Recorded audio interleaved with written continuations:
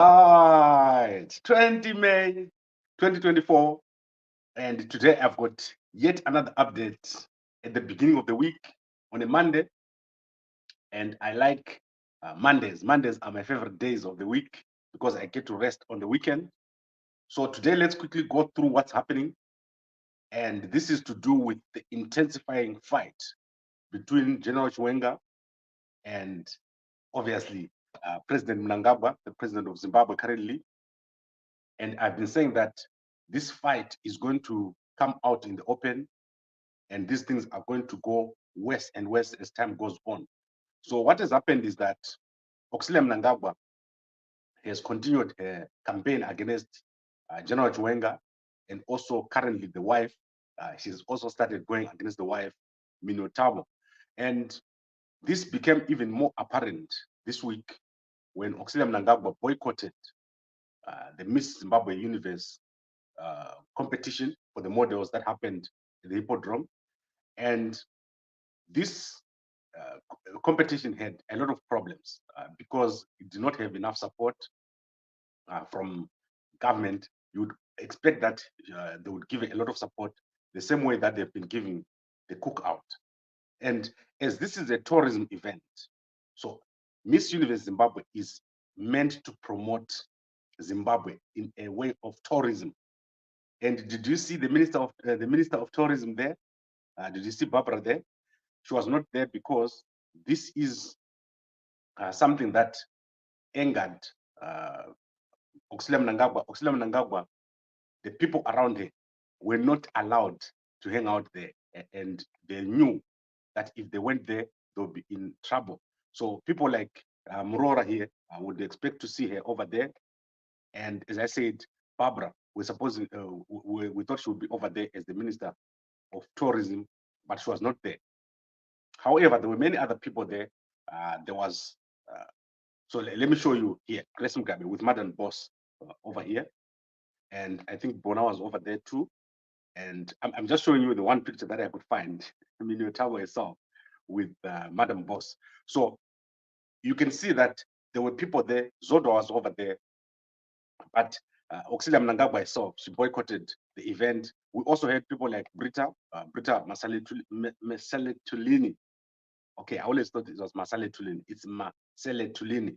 And we had other people like, let's see, Musa, Samantha Musa. She was over there. I didn't watch the thing. I didn't have time to watch, but I saw some snippets on Facebook. She was over there. And the ladies themselves, they did very, very well. It was a nice contest. And I saw Ruvimbo over there. So it was amazing. I saw a lot of activities taking place over there. And as I say, it's going to be a massive problem between the Chiwenga family and the Mnangagwa family. This succession is not going very well. Mnangagwa doesn't want to easily let go. And this is becoming a public fight. You are seeing a public fight here. Auxillia doesn't care. She boycott it and leave it. She won't even care that people are seeing that she doesn't want to be involved with Miniyothabo at all. So basically, as the older woman, I expect Auxillia to provide guidance to Miniyothabo. I don't expect her to compete with her. But at the moment, there is open competition between Auxillia Mnangagwa. She wants all the attention to herself. She is blocking Miniyothabo from being covered in the newspaper. And she didn't even attend this contest. As I said, this was at the Hippodrome, and many other people attended. This is the first sign of a fight between the Mnangagwa family and the Chiwenga family. I'm going to give you another breaking story, which is happening right now, today, of the fight between these families. But before I do so, let me just play a clip of Colonel Miniyothabo speaking at the Miss Universe Zimbabwe contest. I'd like to acknowledge the board, whom I'm standing here on their behalf. I would say you did a very good job. We know that you have become professional beggars. I don't know if there's any door that you didn't knock to make sure that this event is a success. At least your begging didn't go in vain. There we are today. We managed to make it. I see Zoda is very tired. She was going about everywhere, saying, can you give us something for this event? We thank you so much for being humble enough to be beggars for the good of the girl child in Zimbabwe. I also like to appreciate my family. I have my sons there, Chiwenga, Kutsi, and Kuda, and my Mrora. They are over there. They came to support me because they know how much this means. So I thank you so much. Being beautiful is not easy. Because if you are beautiful, people think you don't have any brains. They think you're just blonde. They think you just get things easy because of your looks.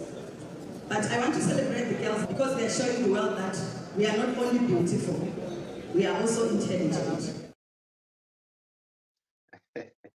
So like that last picture killed me. Like when I see Ruvimbo here, it makes me laugh. I think those who know, they know. But let's continue. Let's go to today's story. And this is to do with what's happening with Chiwenga and Mnangagwa, obviously. So there is a clinic that was opened by General Chiwenga when he was Minister of Health in Chikomba. And I think Chikomba and Chivu, they're somehow connected. And Chiwenga opened this in 2021. Then Tatenda Mavetera won the constituency. And after she won the constituency, there was a fight between the Chiwenga faction and the Mnangagwa faction. The whole school, the nursing school that was opened there, was supposed to have 10 people. And each faction started to put its own people, so its own students, until the school had 150 people. That is how bad it became. And you can see this story in the Newsday newspaper of today. And now the school has been closed. The school that Chiwenga formed and opened has been closed as we speak. And the reason why it was closed is because of what I just said here, that 150 students were now attending the school because each faction kept putting its own students, and eventually it became a mess and they had to close it. The Minister of Health had to close the school. And obviously, as I said, the person who was in here was Dr. John Mangwiro. Is he a doctor? I don't know. John Mangwiro, who was contesting with Tatenda Mavetera. And as you know, Tatenda Mavetera and Mnangagwa, very, very close. So now there is also talk of, this is also based on this factionalism tearing ZANU-PF apart during Chiwenga and Mnangagwa, and the succession battle heating up. Because if it was all normal, by now, Mnangagwa should be handing over to Chiwenga slowly. We should be seeing more of Chiwenga and less of Mnangagwa. But it's actually the other way around. Mnangagwa is going around, he's trying to make sure that he puts his sons into place, into office, instead of Chiwenga taking over. And also Wikno has started to play a more prominent role around Mnangagwa. So yesterday, Wikno was in Kwekwe at Precab Farm. He went there with Mnangagwa. They went to visit over there. And I don't know what was the purpose of the visit, but he did go there and he spent the day at Precab Farm.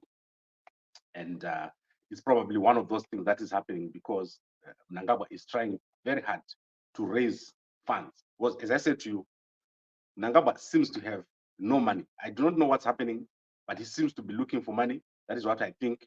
And I've been telling a lot of people that something has happened with Mnangagwa. Financially, I do not think things are going well for him. He's got access to a lot of money, but I think for some reason, maybe for these side projects, he needs people like Wikno. But this is not just moving around with Wikno. There is a financial thing going on here between the two of them. So Wikno is not just walking around with Mnangagwa, in my view. There's another reason why Mnangagwa keeps roping in Wikno to come all over the place. So first it was Mungo, then we have this meeting here at Pickup, then we have the ZANU-PF. So Wikno playing a very prominent role around Mnangagwa, especially when Chiwenga is not around. As you know, Chiwenga is currently in China for medicals. So I've seen that normally, most times when Chiwenga is not around, Wikno tends to step in. And I don't know if that is normal or not. Now, let's go to other stories. I want to quickly run through a number of stories that I've got. I want to start with Ralph Mpita. Ralph Mpita is the Zimbabwe born CEO of MTN Group, and he's been named the Africa CEO, so Africa of the Year for the whole of Africa. So as you know, I worked for MTN myself for 7 years. That was amazing. So, and that was quite recent. So I know Ralph very, very well and the work that he does there at MTN. Then let's run through other stories here. Jacob Mafume met with Charles Mabika at a match between Dynamos and Caps United, 1-1. That's how it ended. And let's look at Gift Osalo Siziba. Gift Osalo Siziba met with Zinasu over the weekend. So Gift Osalo Siziba is doing very, very well. And the stuff that is going to come out, you're going to see it very soon. It's very, very good. The plans that they've got. Nelson Chamisa has got a new plan, and it's going to do very, very well. You can mark my word. Believe me when I tell you that what these guys are doing, Ana Ostalos, Nachibaya, Dubekos Banda, is the new game in town. So this thing is going to do very, very well. And we're going to be bringing you updates every week. I'm trying to arrange that with a new person from the Blue Movement here every week. Last week, we had Mkoma G. Mkoma G is amazing. The things that he told us last week, like he was in Zinasu, he spent 14 years in the UK, he spent a lot of time in Germany. I did not know all those things. So go and check out that interview written. Peter Ganya speaks about his support for Nelson Chamisa, and it's updated. So if you didn't see the whole interview, go and check it out. The Blue Movement doing very, very well and getting massive support. And then I want us to look at, let's look at Rocky. Rocky and his son, they shared a picture in H Metro newspaper. So if you wanted to see what Rocky's son looks like, this is what he looks like. And then we've got Kudam Mnangagwa here. Kudam Mnangagwa is the Deputy Minister of Finance. He's complaining that banks in Zimbabwe are making 80% of the income from non-interest income, which is abnormal. Did I not say it here last week that the banks in Zimbabwe are fraudsters? All the fraud that you're seeing in Zimbabwe, the people that are being arrested for changing $10, they're not the thieves. The thieves are the Reserve Bank of Zimbabwe, in all the banks in Zimbabwe, and in what we call the Central Corruption District of Zimbabwe, Kunasa Uko, turning down Samora Machel Avenue, all the way down there. That's where Munumutapa office, the judge's office, that is where all the fraud takes place. And Kudam Mnangagwa is part of it. He must not try to clean his own hands. Yeah, all these guys are part of the fraud. And the ZIG is a scam, is a fake currency, and it will never rise to anything. You will see it crashing before December, parabolically. No one wants to see the ZIG. No one wants to use it. If you see it, swipe it. That is the ZIG. I guess I'm the saboteur, right, guys? So all I'm saying is, Kudam Mnangagwa is going to understand very, very soon that people are fed up of these fake currencies. And the day the ZIG goes to zero, Mnangagwa is going to get out of office. This thing is the worst thing that they've ever done, the ZIG. It's nothing, the ZIG. And I think it's taking people for granted. A lot of people are losing because of what has happened at the Reserve Bank of Zimbabwe. Imagine they've not even produced the actual physical cash as we speak. And today we're on 20 May. No one has seen that thing, the money. The little change that they've produced is not enough. They are afraid to take out the ZIG because the banks have put in their systems billions and billions of fake ZIG, which they're waiting to dump into the market as soon as possible. They will just wait for people to forget, and they'll dump those ZIGs into the market, and you'll see that thing crashing. You can't save money because the ZIG is fake. Most of the money that is called ZIG is not backed by anything. And the banks, I know banks very well because I worked in the banking sector in Zimbabwe. Banks in Zimbabwe don't make money. There's no profit in the banking sector.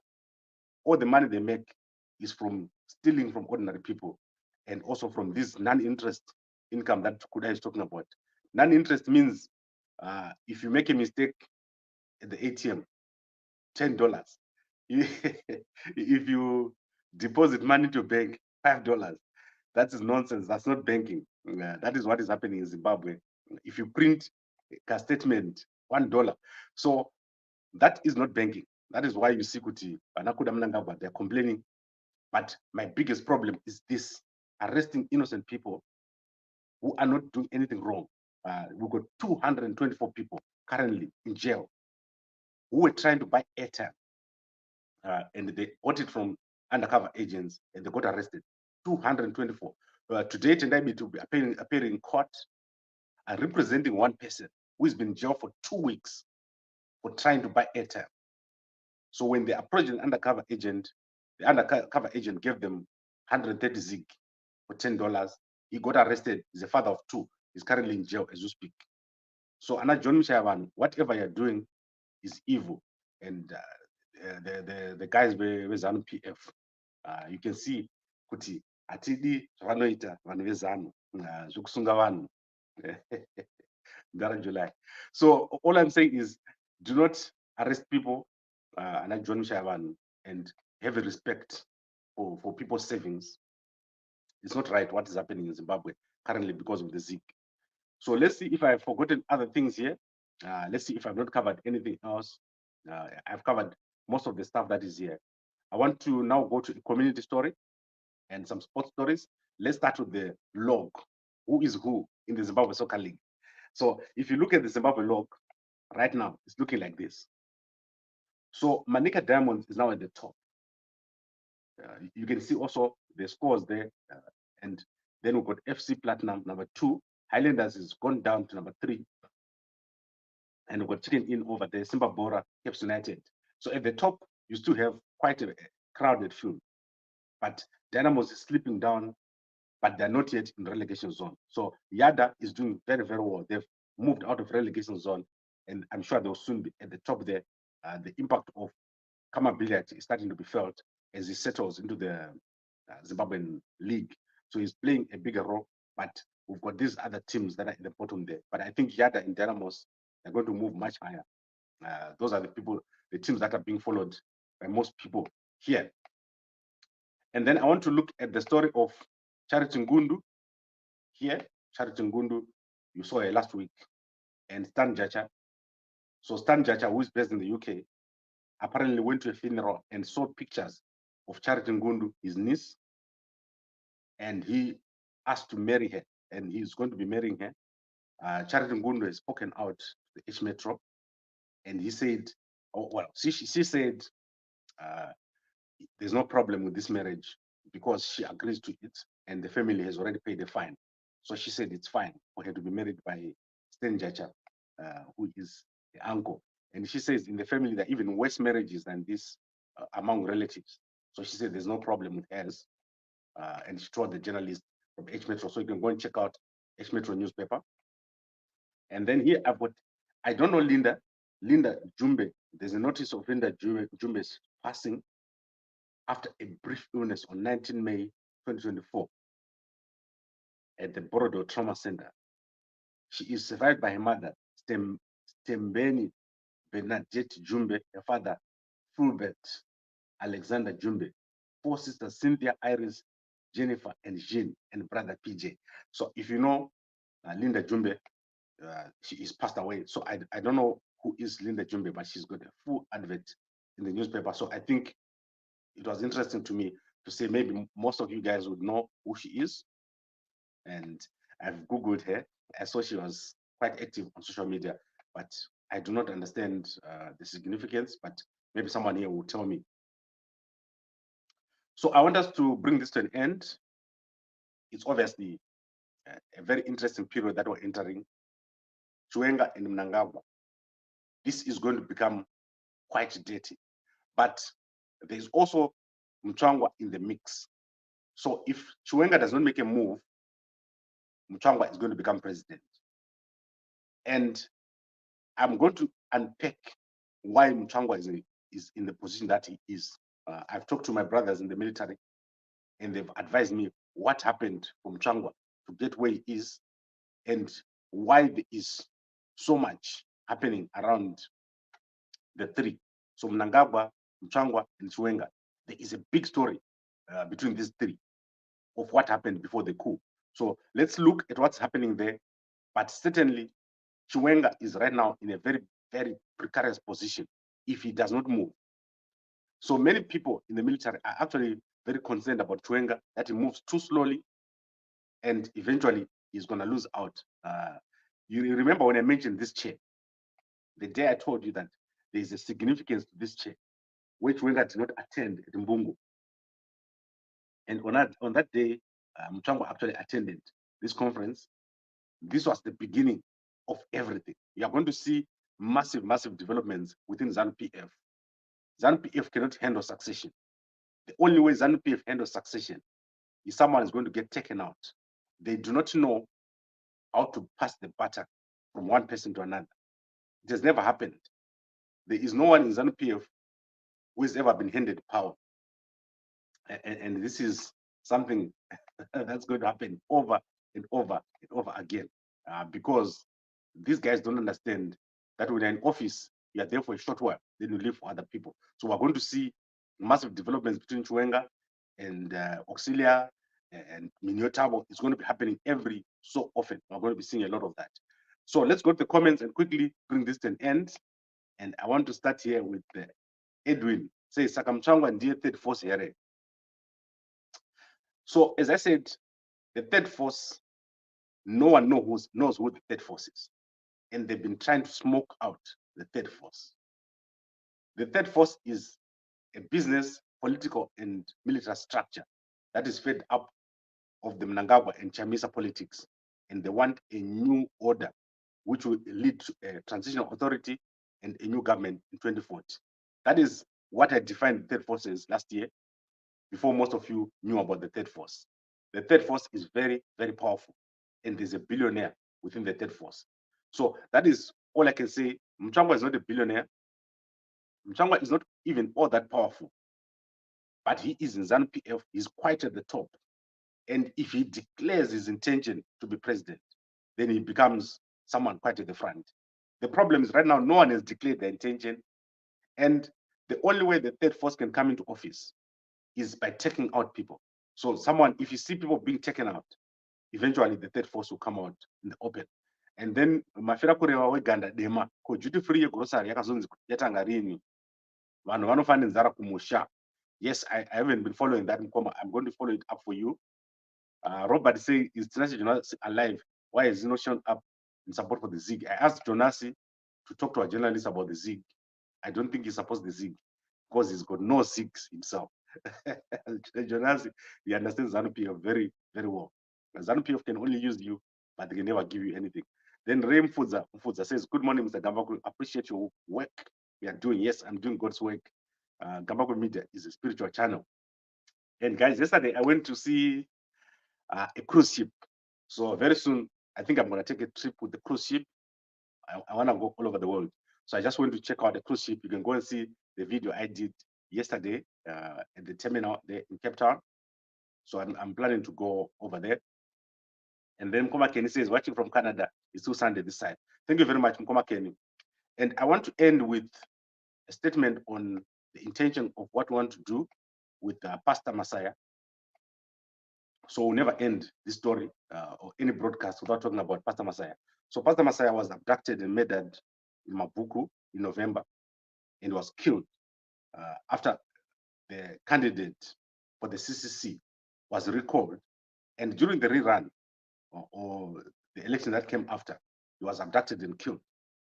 And what we've done is we've written a letter to the Commissioner General of Police, Matanga, to give us an update on what's happening with the investigation. And so far, they've not responded. And what we're going to do is we're going to wait a week or two, because we're told that we must wait 21 days. We're going to wait for a week or two. If they don't, we're going to start a legal process. And I've already started working with the lawyers on the documents. So within 21 days, we're going to start working with the lawyers to force Matanga to issue a statement on what is the state of the investigation and to provide us with evidence, the post-mortem, who are the suspects, and so forth. And that legal process is going to start, and we're not going to stop until the murder of Pastor Messiah is investigated. And Matanga and Nyati, you must decide if you're thieves or police. Matanga and Nyati, are you police or are you thieves? You must answer us here, vanhu veku-ZANU, kuti are you police or are you thieves? Munotadza investigate a murder which happened in public, and an abduction which happened in public. So let's see what happens. If they don't, we'll eventually force them to provide that information. This is no longer the 60s or the 70s where they used to abduct and murder people with no investigation. And since Matanga and Nyati and Mnangagwa did not murder Pastor Masai, there's no reason for them not to provide us information, do not protect murderers. So we want answers on the murder of Pastor Masai, and I'll personally be chasing this story. This week, we're going to be finding some of the people who are involved in this matter, and we're going to be bringing them here for an interview. We already did an interview with my Messiah. We also did an interview with some of the guys who abducted the son of Messiah.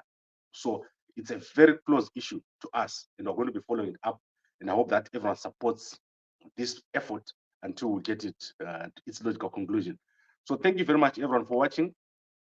I hope that we've covered everything here, and I'll see you again tomorrow if nothing new comes up. But if something new comes up, you see me tonight. Thank you very much.